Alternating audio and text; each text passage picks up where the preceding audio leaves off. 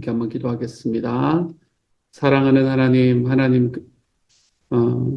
주 예수를 믿는 힘으로 온 세상을 이기는 사람, 예수 그리스도의 친구가 되고 하나님의 자녀가 되어서 이 땅을 살아가며 우리의 힘이 아니라 주님의 힘으로 항상 승리하며 살아갈 줄 아는 하나님의 사람.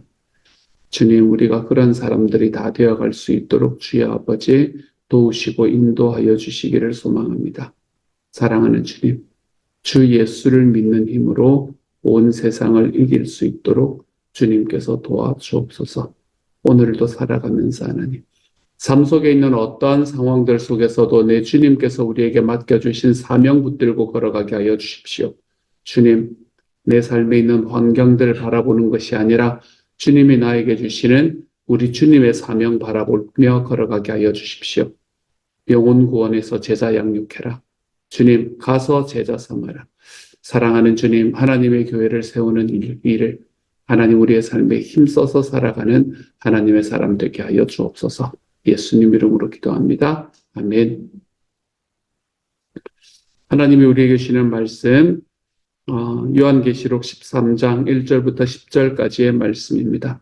요한계시록 13장 1절부터 10절까지의 말씀입니다. 우리 같은 목소리로 함께 읽습니다. 시작. 내가 보니 바다에서 한 짐승이 나오는데 뿔이 열이요 머리가 일곱이라.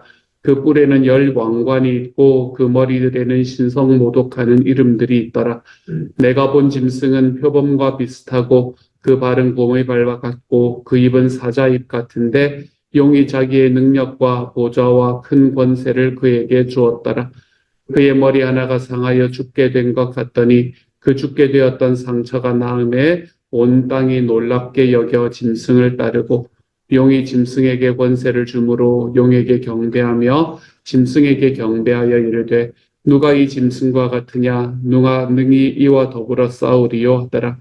또 짐승이 과장되고 신성모독을 말하는 입을 받고 또 42달 동안 일할 권세를 받으니라. 짐승이 입을 벌려 하나님을 향하여 비방하되 그의 이름과 그의 장막 곧 하늘에 사는 자들을 비방하더라. 또 권세를 받아 성도들과 싸워 이기게 되고 각 족속과 방언, 백성과 방언과 나라를 다스리는 권세를 받으니 죽임을 당한 어린 양의 생명책에 창세 이후로 이름이 기록되지 못하고 이 땅에 사는 자들은 다 그 짐승에게 경배하리라. 누구든지 귀가 있거든 들을지어다. 사로잡힐 자는 사로잡혀 갈 것이요 칼에 죽을 자는 마땅히 칼에 죽을 것이니 성도들의 인내와 믿음이 여기 있느니라. 아멘. 여기서 나오는 짐승, 그 짐승이 용에게 그거를 받고 힘을 받고 그리고 이제 이 땅에 있는 그리스도인들을 힘들게 만드는 그런 장면들이 나타납니다. 제가 지난번에도 말씀드렸듯이 성경에는 신화적인 힘을 가진 짐승들이 몇 등장을 한다라고 말씀을 드렸죠. 그 중에서 하나가 바로 이 짐승, 정확한 이름은 없지만 이 짐승이라고 이야기할 수 있겠습니다. 하지만 이 짐승이 나와서 그 짐승이 어떤 일들을 하고는 있지만 어쨌든 이것을 뒤에서 조정하는 것은 누구인가 하면 용이라고 이야기하는 소위 우리가 리워야단이라고도 이야기를 하는 그 사탄이다라고 말할 수 있겠네요. 1절을 보면 우리가 이게 무엇일까라는 질문이 들 만한 이야기가 나타납니다. 내가 보니 바다에 산 짐승이 나오는데 뿔이 열이고 머리가 일곱이라. 그 뿔에는 열 왕관이 있고 그 머리들에는 신성모독하는 이름들이 있다라고 이야기하는 뿔이 열이고 머리가 일곱이다라는 이야기 때문에 10개의 뭐가 있으면 이제 이거다라고 이야기를 하는 경우가 역사 속에서는 참 많이 있었습니다. 가장 최근의 예로 요즘에 또 다른 어떤 이야기를 하고 있는지는 잘 모르겠지만 세계적으로 가장 많이 그래도 사람들에게 들려졌던 가장 최근의 예는 유럽연합이 생길 때 이런 이야기들을 참 많이 하셨던 걸로 기억합니다. 유럽연합이 생길 때에 이제 처음에 하나씩 생겨나갈 때 10개가 되면 세상에 종말이 온다라는 이야기를 하셨던 분들이 많습니다. 왜냐하면 뿔이 열이고 머리가 일곱이다 라고 이야기하는 이런 이야기들 때문에 그렇습니다. 다니엘서의 말씀에서도 10개의 뿔을 이야기를 하는 이야기가 나타나기 때문에 그렇습니다. 성경은 그렇게 보면 안 됩니다. 여러분. 웬만하면 그렇게 안 보는 게 좋습니다. 지금 있는 상황들을 상징으로 받아들이지 않고 지금 현재 있는 것과 그대로 마주치려고 이야기하면 항상 문제가 좀 생기는 것 같습니다. 그래서 그런 이야기가 한참 여러 사람들에게 영향을 미치다가 그 이야기가 언제 이제 끝이 나나 하면 유럽연합이 10개가 넘어갈 때 이제 끝이 나는 겁니다. 이게 아니구나 하고 끝을 내게 되는 그런 시절들이 우리에게도 있었습니다. 어쨌든 여기에서 보면 이 짐승이 뭘까? 라는 것에 대한 질문이 생길 만한 그런 말씀이 나타나지만 우리에게는 항상 중요한 건 이 짐승이 뭘까? 라는 질문보다 이 짐승으로 인해서 우리에게 주시는 교훈이 뭘까? 이걸 이야기하는 게 더 중요합니다. 이런 짐승들의 이야기를 통해서 우리에게 주는 교훈이 무엇일까? 어차피 영적인 일들은 천국에 관한 일들이나 영적인 일들은 사람이 모두 다 이해하지 못하고 다 판단하지 못하는 게 맞거든요. 요한도 이걸 지금 보고 있지만 여러분 요한도 아무리 우리보다는 영적인 눈이 더 뜨여진 사람이라고 할 수 있겠지만 요한도 사람이란 말이에요. 그렇기 때문에 인간으로서 자기가 보고 있는 것이 실제로 어떤 것들인지에 대한 것이 정확하게 이해됐다고는 우리가 말하기가 힘듭니다. 그렇기 때문에 요한이 지금 보고 있는 것은 자기 눈에 보고 있는 것을 자기 눈으로 보고 있는 것을 자기의 경험으로 지금 기록을 하고 있는 것일 것이고 그리고 그 경험으로 기록하는 것은 당연히 어떤 상징들을 우리에게 보여주고 있고 이미지를 보여주고 있는 것이다 라는 것으로 이해하시면 될 것 같습니다. 그래서 이 짐승은 뭔데요? 하면 이 짐승은 마지막 때에 하나님을 대적해서 올라오는 그런 어떤 하나님과 대적하는 어떤 존재다라는 정도, 그 정도 이해를 하시면 큰 무리가 없을 것 같다라고 생각을 합니다. 그 짐승의 모습에 대해서 이야기를 합니다. 2절에서 내가 본 짐승은 표범과 비슷하고 그 발은 곰의 발 같고 그 입은 사자 입 같은데 어떻다는 말입니까? 표범, 곰, 사자. 모습은 표범이고 발은 곰이고 입은 사자의 입이다. 이게 뭘 의미하는 걸까요? 너무나 능력이 있다는 겁니다. 당시에 사람으로서 표현할 수 있는 가장 무섭고 능력이 있는 것에 관한 이야기를 지금 쓰고 있잖아요. 그렇죠? 그러니까 무지무지 무섭고 무지무지 능력이 있다는 겁니다. 도저히 내가 감당할 수는 없는 존재라는 겁니다. 우리가 사탄 마귀를 볼 때 우리가 그렇게 이야기하지 않습니까? 이 세상의 권세를 붙잡고 있는 존재이기 때문에 내가 감히 대적할 수 없는 존재다. 이제 이렇게 이야기하지 않습니까? 그런 각오라고 생각을 하시면 됩니다. 당시에 요한이 이야기할 수 있는 표현할 수 있는 가장 무서운 어떤 존재로서의 표현. 그것을 지금 이야기를 하고 있는 것이라고 여러분이 이해하시면 되겠네요. 근데 거기에 넘어서서 용이 자기의 능력과 보좌와 큰 권세를 그에게 주는 겁니다. 이게 얼마나 무시무시한 이야기입니까? 다시 말하면 세상에 있는 모든 것들을 다 자기 뜻대로 할 수 있는 능력을 가지고 있는 존재였다. 이렇게 이야기를 할 수 있겠네요. 그런 능력이 있는 존재였습니다. 근데 그에게는 어떤 그게 이 증거들이 따랐나 하면 3절에 보면 그의 머리 하나가 상하여 죽게 된 것 같더니 그 죽게 되었던 상처가 나음에 온 땅이 놀랍게 여겨 짐승을 따른다라고 이야기를 하지요. 그렇죠? 예수님의 부활을 보고 제자들이 따랐다라는 이야기를 아마 이제 그거하고 비슷한 이야기가 여기에서 사용이 되고 있는 것 같습니다. 이게 우리가 상상할 수 없는 능력을 가지고 있기 때문에 그렇기 때문에 자기의 몸에서 자기의 머리 하나가 7개의 머리가 있는데 머리 하나가 상하여서 죽게 된 것 같은데 그것이 살아나게 되는 걸 보면서 세상이 놀랐다.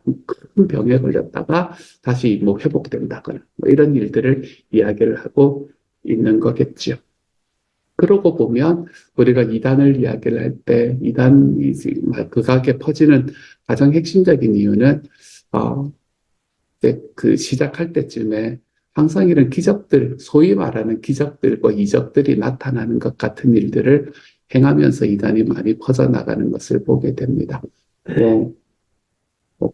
그런 이야기 있잖아요. 잘 못 걸으시던 분들이 낫는다든지 아니면 뭐 이런 이야기들이 있잖아요. 그렇죠?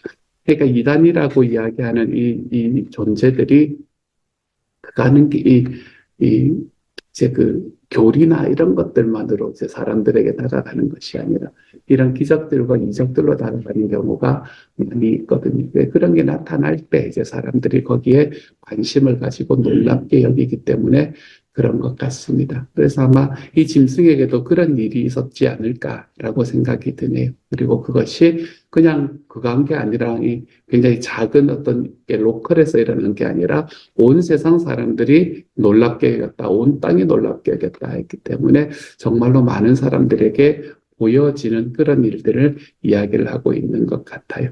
그러면서 4절에서 다시 용이 짐승에게 권세를 주었다. 앞에서 한번 이야기가 되었던 것이 그대로 드러나죠. 그렇죠?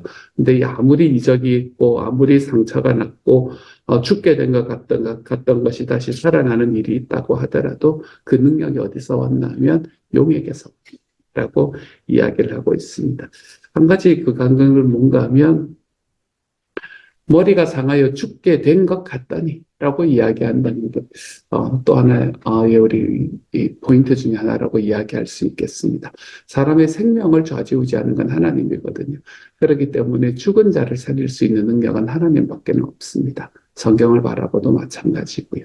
근데 그렇기 때문에 여기서도 죽은 것이 살아난 것이 아니고 죽게 된 것 같더니 죽을 만큼 아팠다. 이제 이렇게 이야기를 하고 있는 것을 또한 보게 됩니다. 그래서 용이 그 짐승에게 권세를 주므로 그 짐승이 가지고 있는 능력의 근원은 사탄이다. 그래서 용에게 경배하며 짐승에게 경배하며 이르되 누가 이 짐승과 같으냐 누가 능히 이와 더불어 싸우리요 하더라. 사람이 가지고 있는 이 성공에 대한 욕망은 자기에게 성공을 주는 존재가 어떤 존재이든 간에 그것을 쫓아가게 되어 있는 것 같습니다.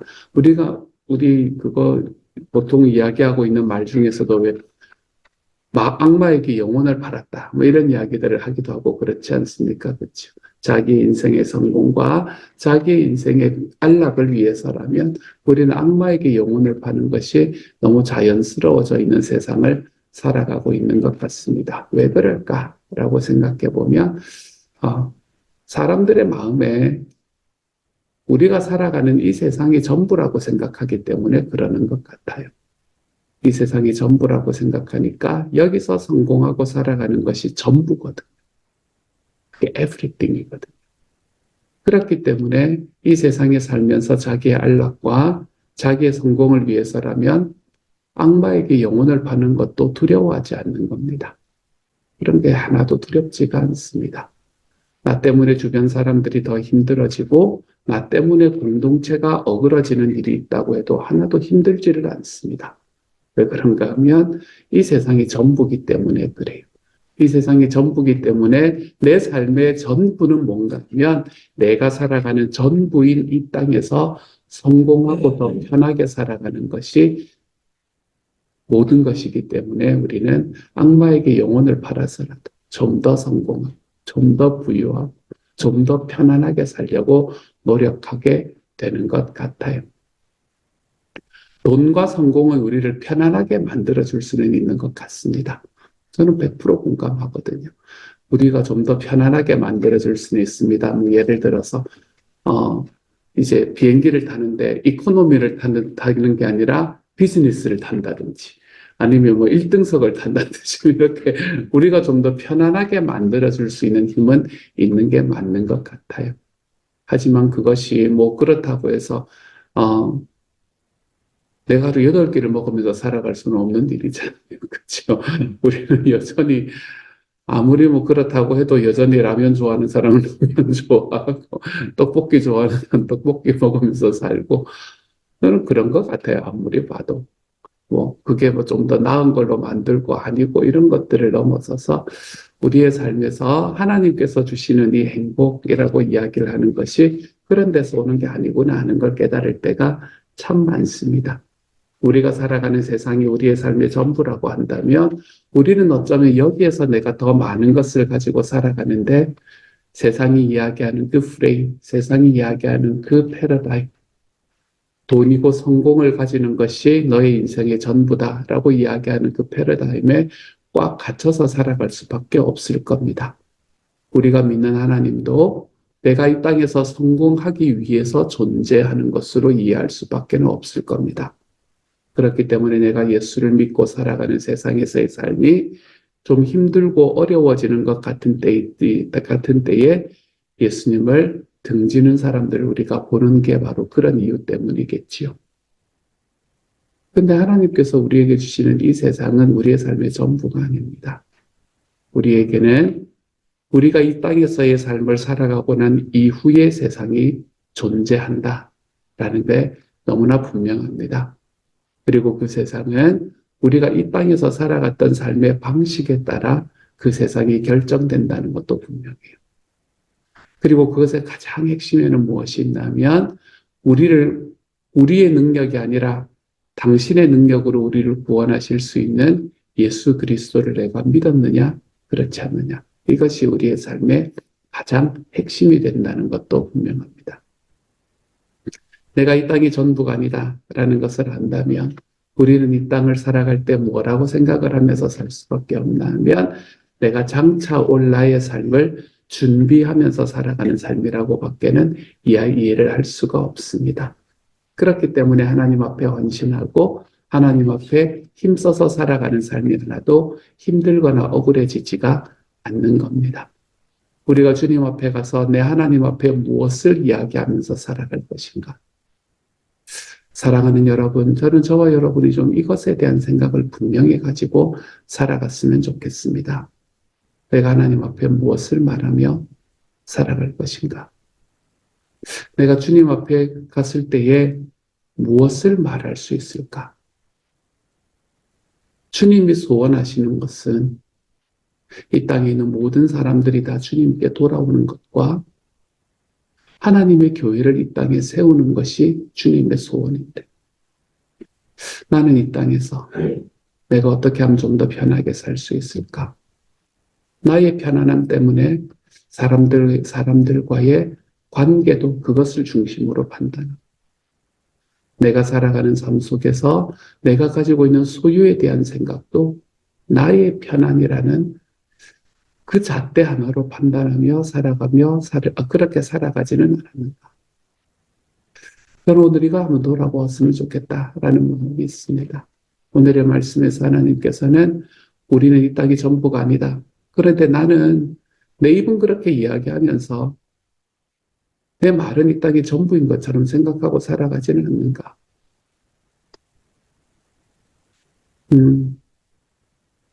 전 저와 여러분이 좀 그런 생각들을 한 번쯤 해봤으면 좋겠습니다.